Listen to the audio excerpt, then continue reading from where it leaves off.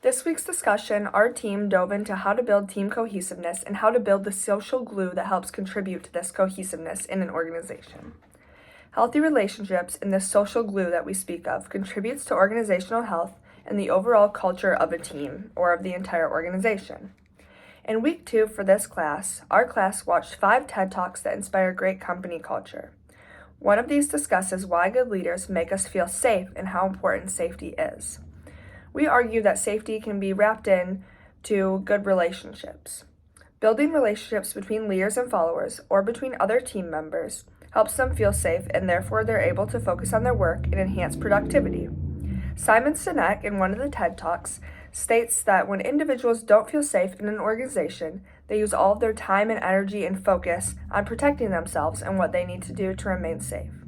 When they have a good relationship and feel safe with their team members and leaders, they can put that energy into completing the team's shared mission and back into the organization. This builds team cohesiveness when all members of the team feel safe and are able to work and focus, and it helps the organization to thrive as well. And that is why it is important to have good relationships between leaders and followers, and a big component of that is safety. This week, we focused on the strategies used to build cohesive and high-performing teams and the various stages of group development of a team. It has become apparent over our last several weeks that there is a strong correlation between strong cultures and strong teams. Organizations that have a strong positive culture will often have high-performing cohesive teams, and vice versa. Organizations with a weak culture often struggle to produce these high-performing and cohesive teams. Back in week 2, we discussed the 5 drivers of a high performance culture, which are strong leadership and communication, developing rituals and values, establishing work teams and structures, investing in human capital, and celebrating performance. If we look at this week's reading, there are several strategies on how to build a cohesive team. A few of them are encouraging communication, focusing on building trust, defining the mission and values of the company, empowering members of the team, and emphasizing inclusion. You'll see that the strategies used in building a cohesive team are very similar in how we develop a strong organizational culture. If you think about it, a team is really just a small organization. So it only makes sense that strong, cohesive, high performing teams often develop within organizations that have a strong, positive culture. This just goes to show how influential and important it is to have a strong leader that puts an emphasis on the stages of group development, which we learned this week were forming, storming, norming, and performing.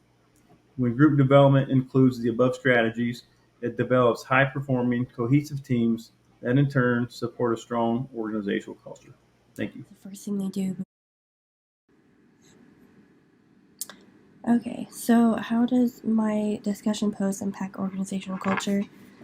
The onboarding process can definitely affect an organization's culture because the onboarding are the first steps to becoming part of that company or organization.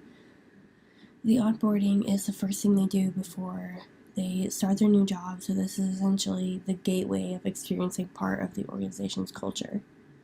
Defining clear roles is also very helpful to an organization's culture because it shows each person just what they should be doing and how they should be doing it. It also helps so that people aren't doing other people's work instead of their own. Building healthy relationships is important because it shows people that you can trust them and can count on their support in a given situation. The different generations in the workplace definitely affect culture. I say this because each person has their own experiences during their time of life. People have lived through many big events in their life, like the Great Depression or 9/11.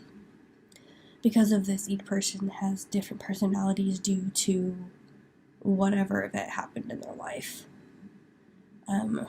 Also, diversity and inclusion are really another thing that's super important that impacts an organization's culture. Because of diversity and inclusion, people feel comfortable and excited to go into work because they feel like they belong there.